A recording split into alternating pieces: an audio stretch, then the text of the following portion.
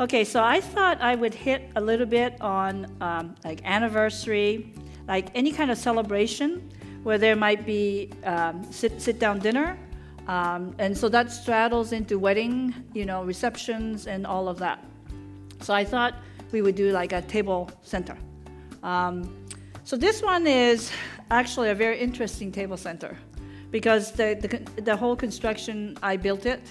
It's so light. It's actually a 1x4, just simple 1x4. And of course, the new generation don't like anything painted. I mean, I would have liked to have painted it white, so it's really clean. But if you go to Anthropology, if you go to Urban Outfitter, everything that they build is raw wood. That's what they like.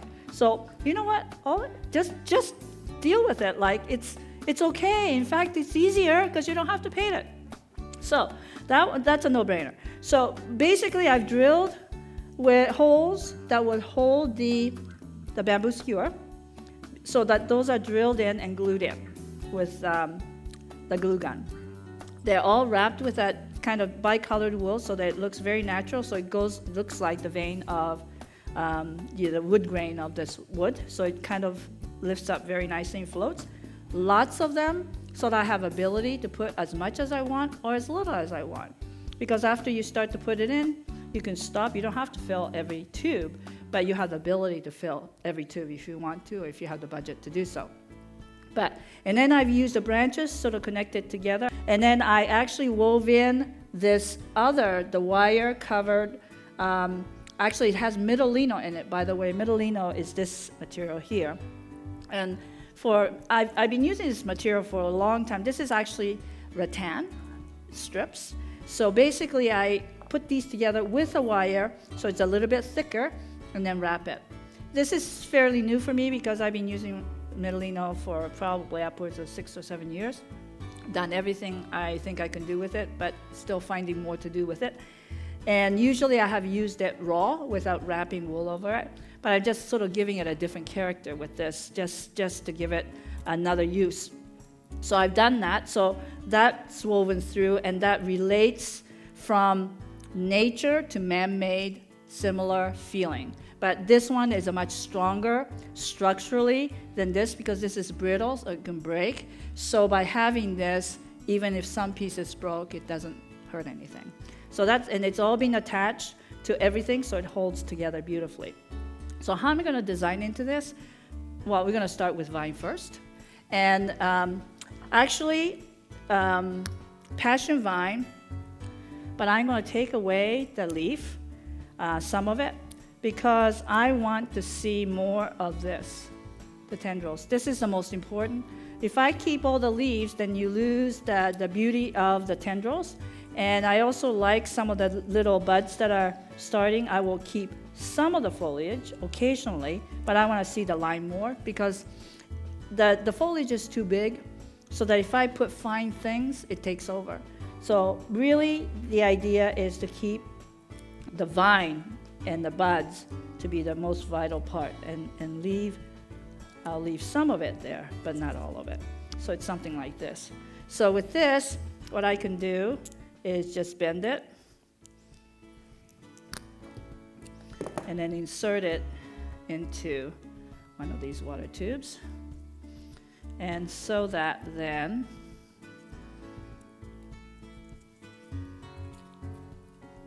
it wraps through. Because the first important thing with any of the arrangements that we're showing now is that it looks alive. It looks like you were able to lift it from the fence the way it grew, and then it transforms into this arrangement. That's what I'm trying to emulate, that kind of a feel. So I'm going to do likewise with this one. And I think I really only need the one. Maybe going from these lower one and over. And because of the way this is constructed, I can just simply sort of thread this through so that it stays in place without actual any point of attachment. So that looks really good. It looks like it's really growing. And then I'm going to take, these are the pieces that I took out from that Tillandsia xerographica. And because they're air plant, they don't need to be in water. But so I'm going to just kind of simply place them in spots because it has that beautiful little curls, almost like little pigtails that are so interesting. This, again, is sort of a little bit similar to like the Dusty Miller in color, but it has more action. It has more interesting vitality to it. So I'm just going to sort of lock it into a few spots so that you can see that.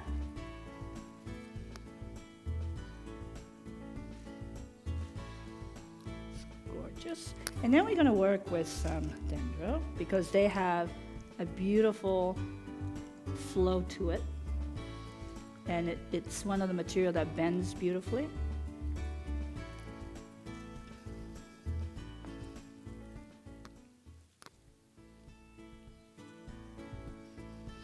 And also the beauty of this too is that because of the structure, we're able to sort of thread things in so that it stays in place like that.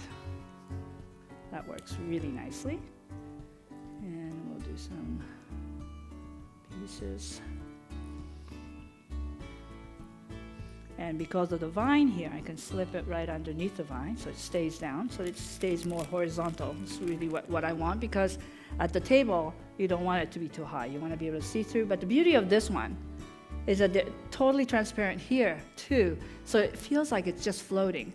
But on the practical side, it's great because a plate could go right up to it if it's really tight. Salt and pepper could go in here, like, that's, when you take an arrangement for a setup at a facility, that's, the people in the catering, they couldn't care less half the time about the flowers. They're like, where's the salt and pepper's gonna go? It's like, okay, sorry. You have to create that space. There, and then,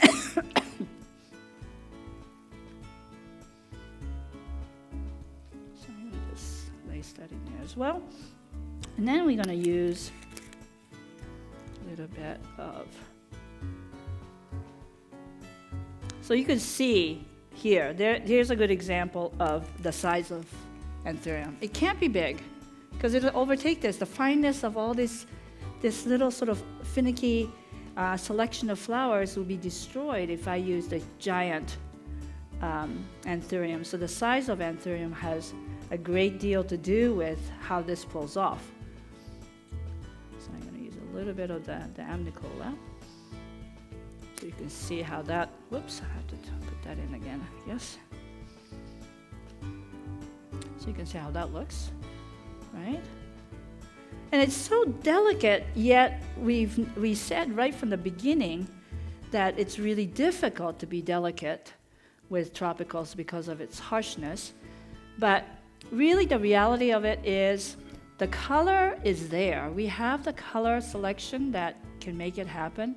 It's just a matter of selecting the size and combination, and always be mindful that we need that kind of transitional softness of the vine, and I'll be using a little bit of the maidenhair fern as well, because that sort of kind of makes it all work. So something like that. Now I did find at Walmart, these are actually penta. They're just bedding plants. But this is exactly a little bit of what's missing in Hawaiian flowers. There's nothing that's kind of like this other than Ixora, the orange. And then we talked about that orchid, what's that orchid called? Epidendrum, that's the long stem with a little cluster. That's perfect. So, just in kind of thinking about this, we sort of nailed it, like we do have something that will give you this. But see how, when I put this in, what a difference it makes. That just makes it so much prettier to have that little bit of that little fussiness. It makes big difference to have that soft little touch. And so I'm just going to tuck that in here and there, like that. And then we're going to go to these. So really, it's very possible to have that real soft, gardeny, just like it's sort of almost breezy, light, delicate work that you think is almost unachievable with tropicals can happen if you really look for some of the character that we need to make this work. It's exciting because, really only through this kind of a program that I myself really haven't given it a chance until I really had to accomplish this task. Like, this is like a mission, like, how do we do this? How do we do this? Because it's always concerned me, really with the mainland bride that comes over. I just don't get the hydrangeas, peonies, and all of that when it's so expensive to begin with to have it. And really, in fact, the airiness or the fluffiness that we're looking for so often is achievable if you put your mind to it. And so that's what we're kind of doing here with that. And then we'll just put another one of these in here. So, something like this. It looks really quite pretty, doesn't it? And then, no foam, so it's very light. In fact, I could probably carry 2 of these at a time so that the setup would be so speedy, and it just runs down the aisle or down the table just like that. So much easier than those bottles and cases and blah, blah, blah. I'm over that one. I don't want to do those anymore. So anyway, that's that. So that's for a banquet table. Yeah, anniversary arrangement for a banquet. I've got another one that I've got all pretty much done. This is another one.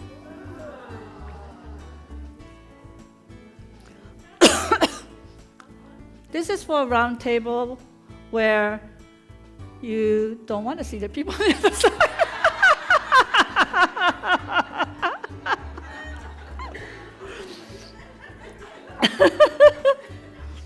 But transparent enough so it's not so dense. I mean, I guess what I wanted to show is how also Hawaiian tropicals could be not so heavy, that it could be very light and very see-through, transparent. Transparent is a big word in floristry and floral design today. Maybe not as much as it is in Europe. Europe, that's a key word, transparent. And when you really think about it, trend is just overall about being more transparent, not just in verbal, not just the physical the quality of transparency, but in finances and everything. Transparent is very important. And to get the achieved effect of fabulous, but using little less product and being transparent and still be so fabulous is a skill that we need to practice and to understand the materials that will allow us to do it. And you can see that with this one. This is like just a round board. So drilling holes, bamboo, like these are solid. Bamboo stakes that's been cut down, drilled in. And then, of course, some of the water tubes done the same way with the skewer so that you have those to hold.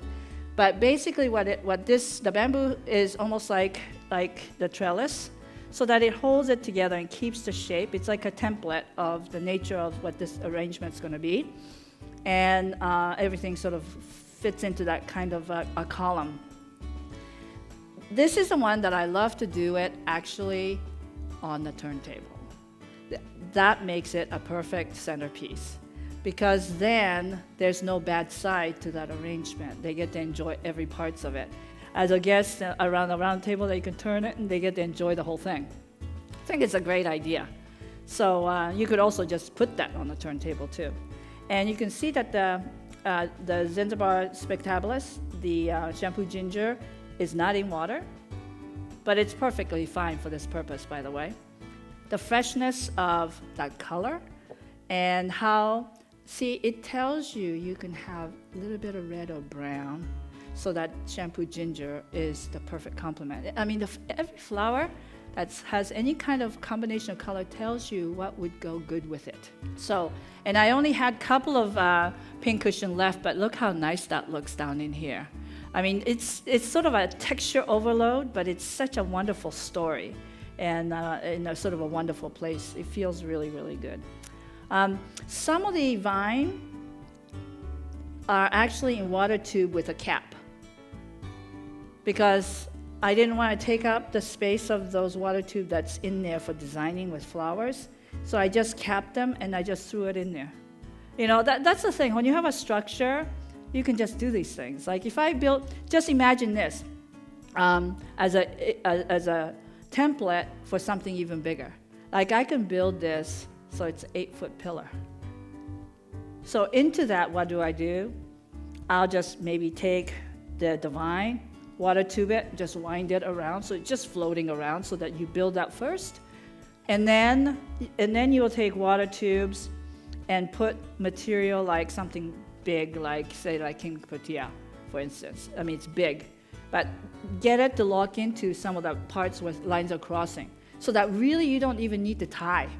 That's the excitement of building something big, is like all you need is sort of network of vines and things so that it has somewhere where flowers can just rest into, and you just pop it in. You just literally pop it in with water tube so that you don't have to design in foam at all.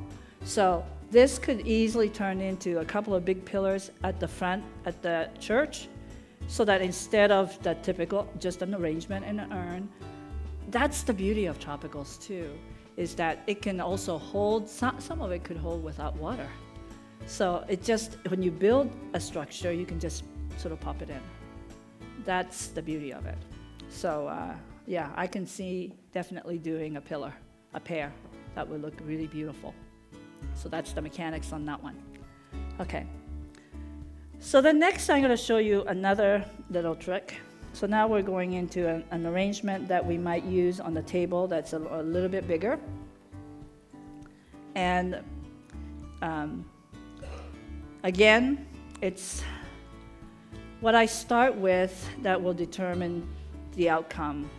The foam, it's a bigger round ball, and the bigger round ball is made actually real easily also. So with one brick of foam, you can get either 3 of the small one, or you can get one bigger one.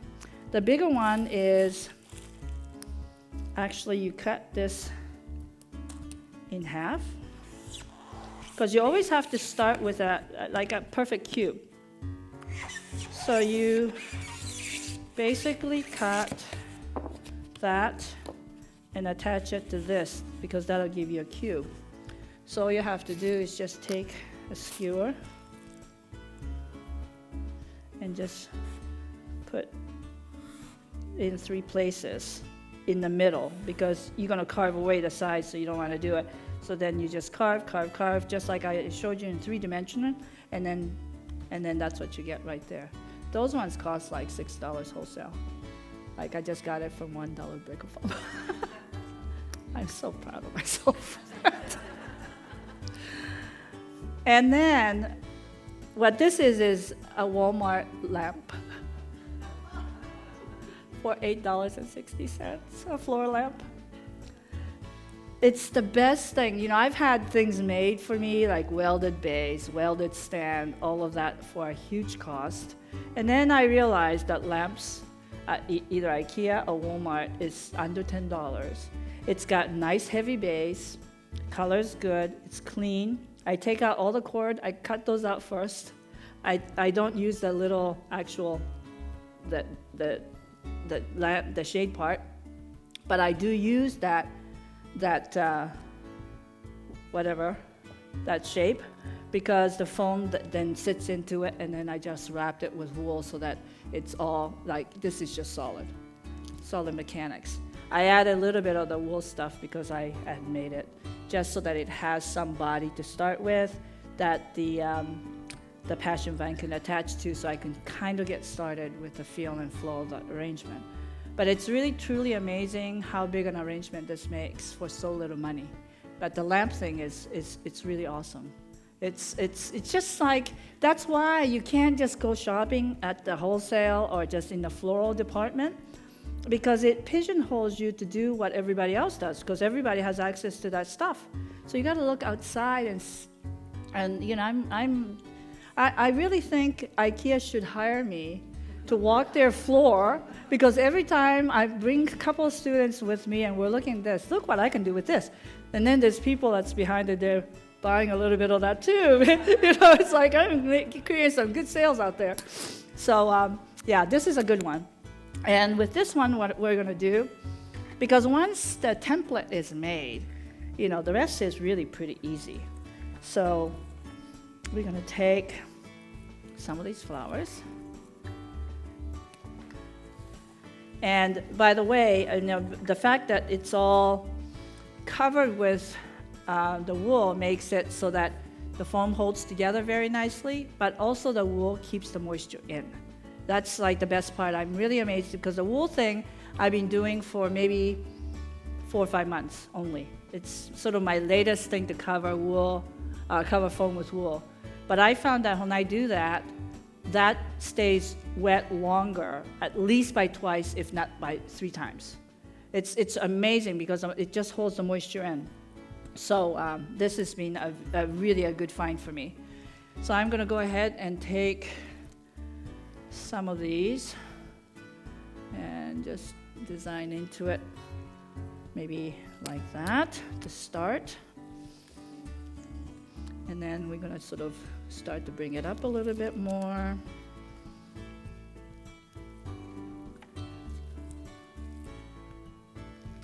Seems like maybe I'm missing some. I wonder if somebody could bring me the that ruffle, that cool fern. What is the name of that variety? Anybody? That is so beautiful. It's so decorative.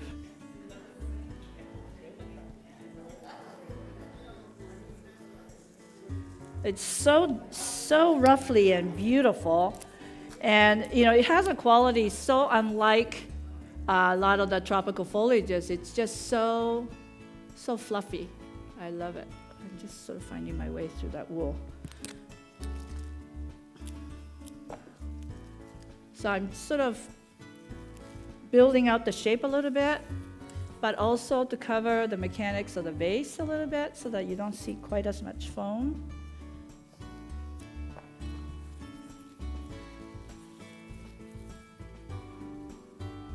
And you can see that I had some few broken blossoms, so that's another thing that's good about these wool cover wires. It's a perfect surface for gluing.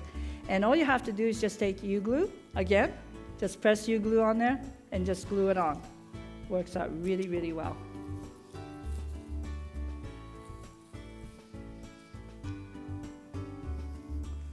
So I'm just sort of filling in here to just get a little bit of coverage of the foam with the foliage so that not nearly as much foam is showing. And then sort of work my way up again. And then we're going to sort of interlace it with the macara.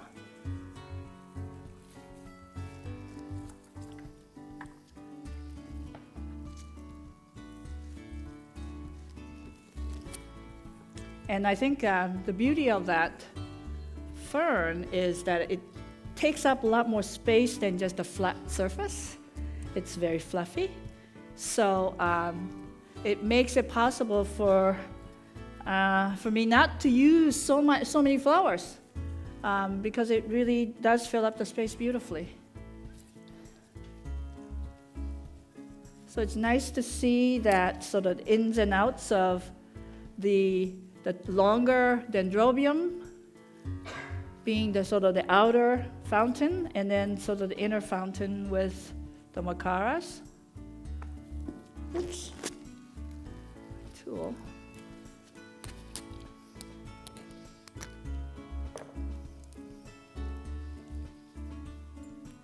So next time you entertain, get a lamp, go to the market, buy a couple of bunches of orchids, and just go at it. Oh yeah, I gotta go to get a lamp first. They come in different colors. I got the silver. They have turquoise. They have black. They have white. So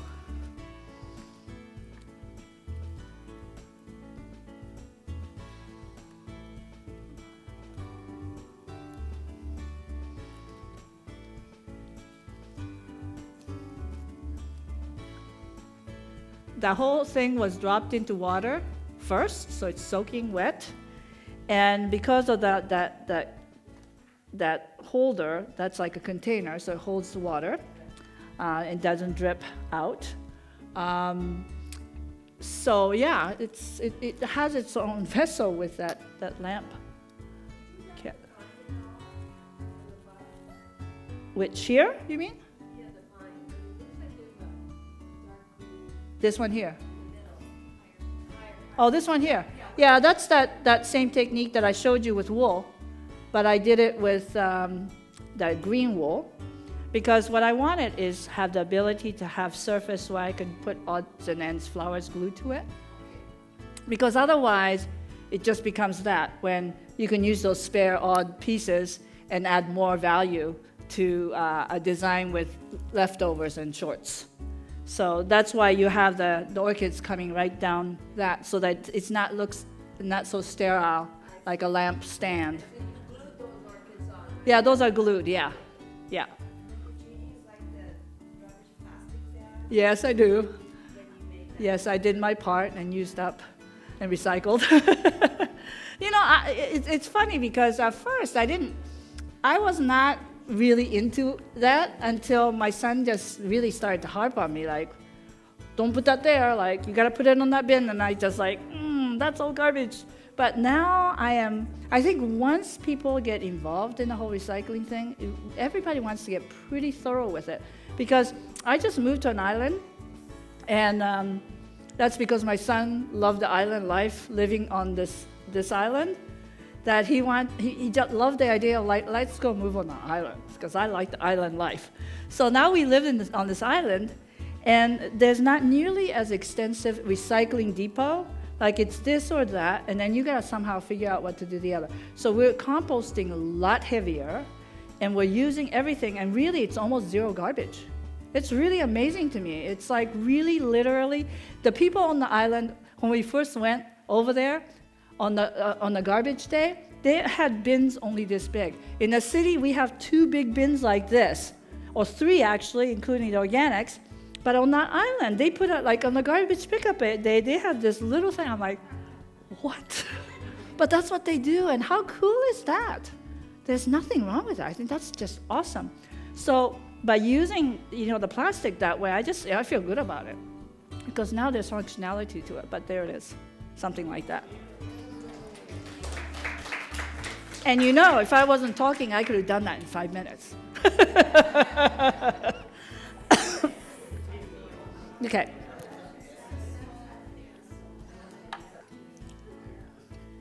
Now this one is heavy because it's got foam. Okay. So this is a mechanic that is also fairly new, but because it's been tweaked. I mean, I've been doing this kind of arrangement for a while. It's sort of the vertical design. And so it really actually have stack of, I think, 3 bricks of foam that's stacked on top of each other. And has anybody here ever made a boxwood Christmas tree? Okay, hundreds. So how do you do? How do you stack your foam? It depends on how big of a tree. Yes. But typically, I would just make one. Okay. What if you wanted to make a bigger one? You stack 2. Then I would probably put sticks in it. In it. Yeah. Correct. Well, not correct, but correct. That's usually the way people do it. And I, as a florist for many years, when I got requests for those, I would do that also. I would get bamboo skewer and push it together, but that's the worst thing you can do. Here's another, example of we do what seems instinctively right at the beginning, but as we're making it, we see that it's like if that bamboo skewer snapped because of the weight of the foam, the whole thing disintegrates, right? And sometimes you wonder why we think that instantaneous, that answer is it, when all you have to do is really think twice. And what you have to do is not pierce it, because if you pierce it, you're already starting to break it, and also the whole weight of the foam is on it, where if you put the skewer on the outside bamboo on the outside, then it holds it together, and it doesn't disintegrate foam. It's like, what a novel idea. And you know what? All these only came after I quit being a florist, like a retailer, and I totally understand the plight of a retail florist. They're grinding, they're working, they have a certain system going, they keep doing the same thing over and over. They don't look to see what is new, that's different, that they can do better. And some of my best ideas come after I sold the business, and my job now then become going around to teach, so I would experiment to see what the better way is. Finally, after being in the business for 28 years, I have time to figure out what would be a better way. And it's a no-brainer. If you put this together, stack it, and then you put the bamboo stakes on the outside, tape it together, then, nothing falls. I don't have to worry about the weight of the foam disintegrating that joint. That just makes a lot of sense. But then furthermore, so I did that, and then my first model, I would cover it first with like tea leaf or something, so that then I would insert flowers through it, so the foam is covered first. That works, except for sometimes when you're inserting, it's really hard because sometimes the foliage is not as easily penetrable. So then you have to poke it with a skewer or something like that, and it become a little tedious. And so then I started to just actually cover with other things, which then I decided I would do the wool. And this is the thicker wool. You can see it's the thicker wool, so it covers fairly quickly. But by testing this, like I said, I found out that it holds the moisture at least twice or 3 times better, so that it doesn't drain like quickly, because that's one of the problems with when you stack foam together. It drains from the top of that foam and right down to the bottom. So the other thing that you have to do is in between each stack, you have to have a piece of plastic. So I have a plastic in like a little plastic something, like there's one here, I think there's one in here. And the reason for that is if you don't have that, then it drains right through and it puddles and starts to spill over. Where if you have that, then it'll start to drain, but it will still maintain and hold more moisture in each brick. And on the back side, all I'm doing is just glue. I just basically just glued the monstera to the wood covered with wool, because that's going to hold up just fine. And that allows for insertions from the 3 sides. And that makes for really a strong vertical design. So what I'm going to do, and I'm going to have to kind of do it from the side.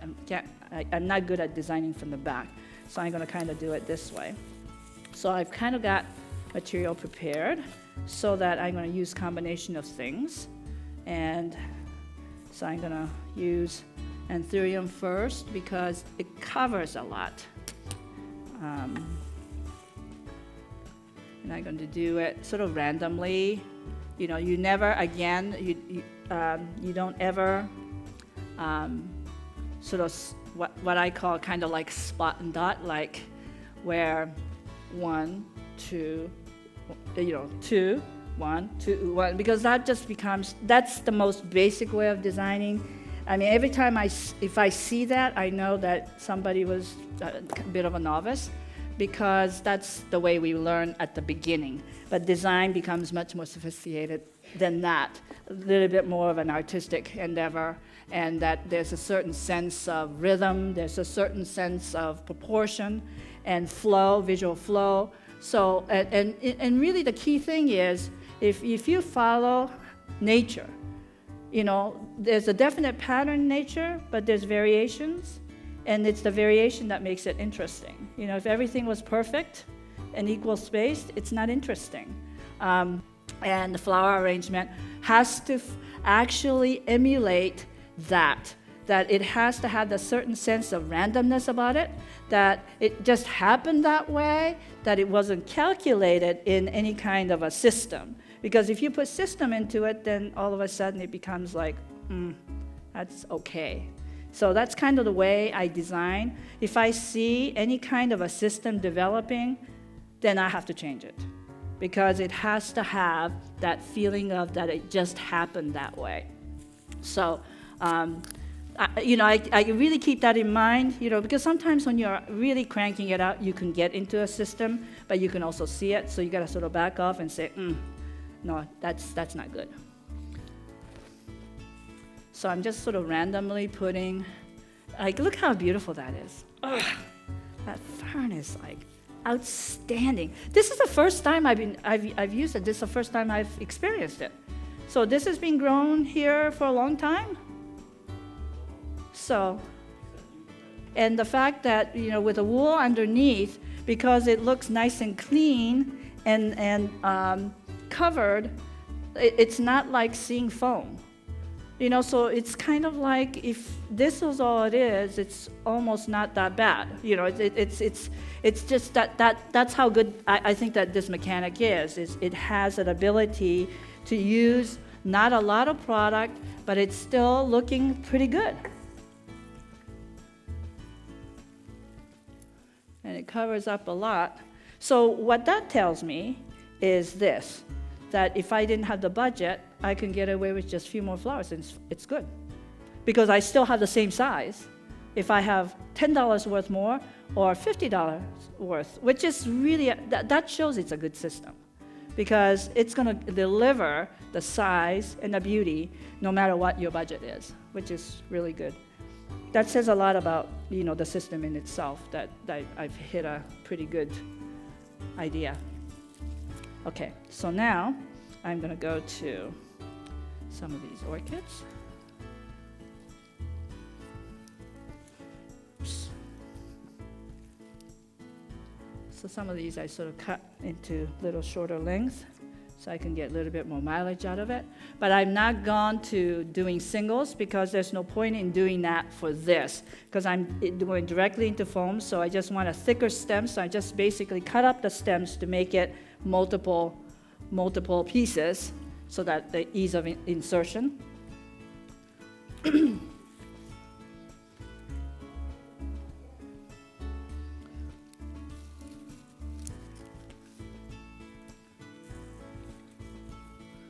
It's like designing in lettuce.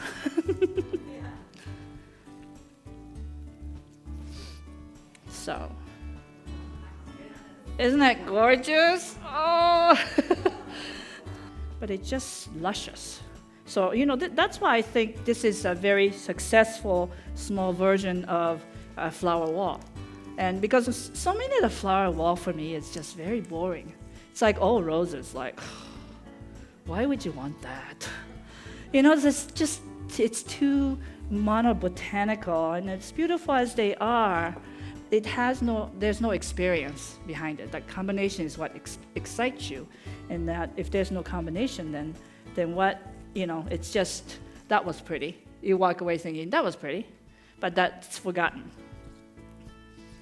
And, this is all about the visual treat, the visual experience, but also have more.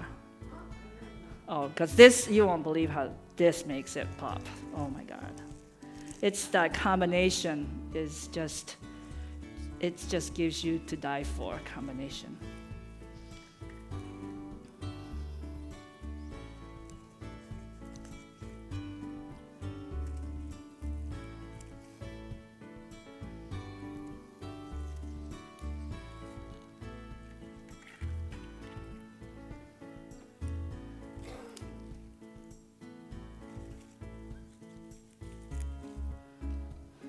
Like you can see how that looks. Isn't that, the thing is, I think the green, the lime green, it's so interesting. Did you know, really, that in floristry, lime green was non-existent except for in spring season up until like 10 years ago. The only thing was snowball viburnum that came for 2 weeks in May. And we're like, oh my God, every time you put that in, everything pops like so fresh and springy, and then it would go away. And it was like that for so many years until then the little Kermit mums came, and then, all of a sudden everybody's like, we want this year round. We gotta have this color year round because it makes everything that's next to it looks 100% better. So, when people ask me like, how long is this gonna last, the green, I'm like, forever. Because now we can't imagine life without it. Because the combination of it it being included in any combination makes it just so much more vibrant and so much more alive with color. And it's just a perfect complement to so many color palettes. So yeah, I don't think it's going to go away anytime soon at all. In fact, developing more range of that color is going to be really the key to more exciting things in the future. So that's why, we worked with the breeders. We're like, the Spadex green is a no-brainer. Like, that's going to be a winner no matter.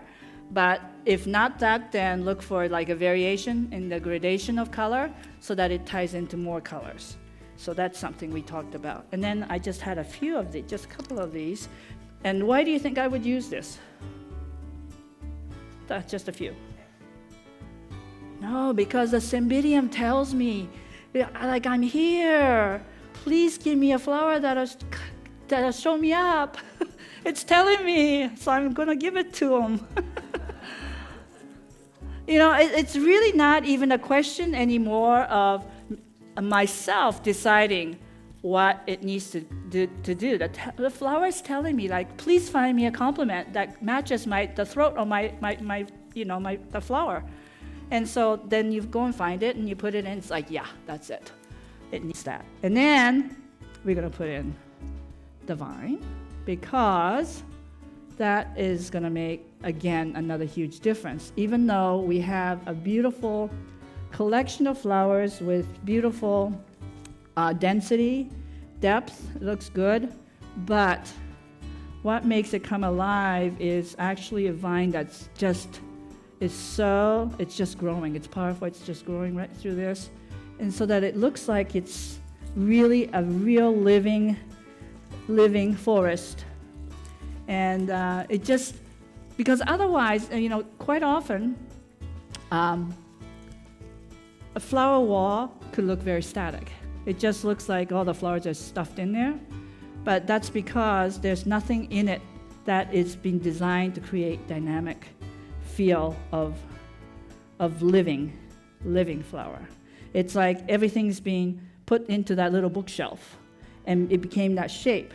And that's not really how flowers should work. Flowers need to convey its vitality, and so that people can feel the energy of it. So that's kind of what it becomes, like that. Yeah, looks good, huh?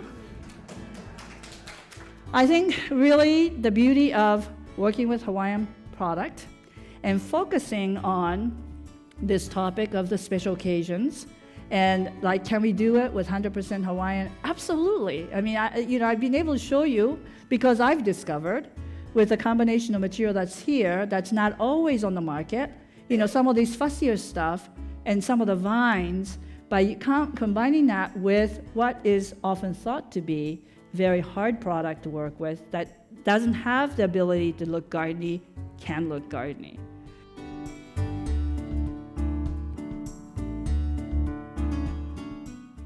I think when you do a design for a man, I think it needs to be more like a botanical collection than it's an arrangement. I think they really like that sort of compartmentalize some different product and see what they are different from this one. It's like a landscape garden. That's kind of the approach that I took with this particular arrangement, to make it almost like a landscape garden, like a clean, crisp, with a collection, showcasing the collection of different product. So what I did was, I used these miniature red tea that's on the stalk, and the stalk, it gets planted right here, so that there's that texture of the trunk to the actual plant, because that's kind of like a collector of plants, botanical or botanist. They like to see all parts of your plant, and that not to be wasted. Not just take the pretty flower and trash out the rest. They want to see all of it. So I wanted to use it in a way that they can appreciate the woodiness of that stem. I cover the foam first with Monstera, because that's the easiest way to cover a lot, because that keeps me from putting more and more stuff. and it keeps the cleanliness of that clean surface to the fussiness of some of this kind of material. You see it more, because if this was next to just a pine type of material or even like maidenhair, you wouldn't see how beautiful this is. Looks so beautiful, the color and the texture and the shape of the leaf, because it's against the backdrop that's really smooth. So it's a great way to showcase by texture what the beauty of some of this material. So it looks like it's almost like a planting. So there's this bush is over here, this one over here, this complemented this. So it looks like it's sort of all growing through. I want to sort of maintain that kind of a feel. And then, let's see, here we are. So I thought I would use a few different things here. A little bit of aspidistra, a little bit of uluhe fern, and Zingiber spectabilis, and kangaroo paw. Kangaroo paw, because that's just a no-brainer. Perfect combination right here. The green to the red, I mean, it's all there. It kind of helps unify everything. This is just nice and heavy and clubby, so it really fills up the spot at the base. I'm gonna go just nice and low in here like that, so that it helps anchor it. And another. Actually, it almost has a effect like a pine cone to the pine. So you kind of really kind of in keeping with the feel of the material and what it can emulate. And then what am I going to do with aspidistra? I mean, this isn't it, because I want this to be probably the feature surface foliage. But what this does is there's a very interesting technique with this one that I'm going to show you. And that is, I'm going to actually cut into the vein, the main vein. This is one of two main foliage that will allow us to do this. The feature I'm looking for in the foliage is a strong central venation and then lateral venation that is almost parallel. So that means that if you have veins that comes out like this, you can't do it.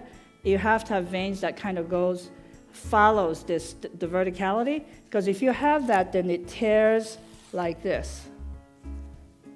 So this is interesting, because now what I'm going to do is kind of sort of sculpt with it a little bit. So I'm going to insert this like that, and maybe I'm going to kind of do something sort of interesting with it, with a combination of the U-glue that'll help us so that it kind of attaches maybe to the container there a little bit. This is about as close to like sculpting that there is, I think, in floristry, so that you can see just sort of different effects that we can get out of this particular technique. So you can see that it has that sort of this kind of an interesting twist, and it really helps kind of fill the surface, cover up the surface really nicely like this. So that works. And then I'm going to go ahead and use the kangaroo paw in here, maybe a little bit on the front side, and then maybe a little bit to the back side, so that it becomes a little bit more of a collector's selection of flowers, so that it's not, I guess it's not pretty. It's kind of intriguing, it's stunning, it's exotic, it's I think those are more the words that we want to think about when you're making an arrangement for a man. I don't think you don't want to send pretty. I don't think man particularly likes pretty unless it's a woman. Something like that. That's something like that. So it's this. And then I also love the uluhe fern, because it's just the color is very masculine. And I think the form is very primitive. It just has, to me, it's a very powerful material. I love it. So maybe I'm going to put a little bit of that there. So just like little groupings, so that it sort of, they do interface with each other a little bit, because even though they're grouped, but they're grouped in a slightly different way. that's really interesting. It's an interesting arrangement, which I think is sort of the key. It looks very Hawaiian in a different botanical way. It's not the Hawaiian typical, it's a Hawaiian botanical intrigue exotic. Yeah, so I like that. And this is also another way, like actually I conduct sort of a trend session called Trend Summit every 2 or 3 years to just sort of think about what trends that we can create in floral design. And one of the topic that came up, and I think this is one of the best way to actually market Hawaiian or tropicals, is to make it that it's about the place, not about the flowers. It's like, I was thinking like the trend would be for urban, we might call it urban adventurist. Because urban adventurists, there's many of them. Because they live in the city, so many of the younger generation are moving into the city, and they're reclaiming some of the old parts that's, old warehouse area that's been fixed up, and they live in the heart of it. So they live in sort of a bit of a concrete jungle. So they love to, because they are all, so many of them are in technology or something, they make plenty of money, so they want to travel. They want to go climb Mount Kilimanjaro, they want to go to Hawaii or go to, exotic places because they have disposable income to do so. So after they come home from these trips, what are they going to have on their table? I think they should have a sense of that place so that they can remember what it was like here or what it was like there. And so maybe this week I'm going to go shop and it's kind of like Starbucks. They have, different, names, like blends. Like it should be like this. It's like, I want Monolani, Monolani / Honoka. Like, it's like, I want that one. What does that look like? What is that combination? What makes you feel like you're there? Because if you can give them that, that's like, okay, revisiting that place again. How cool is that?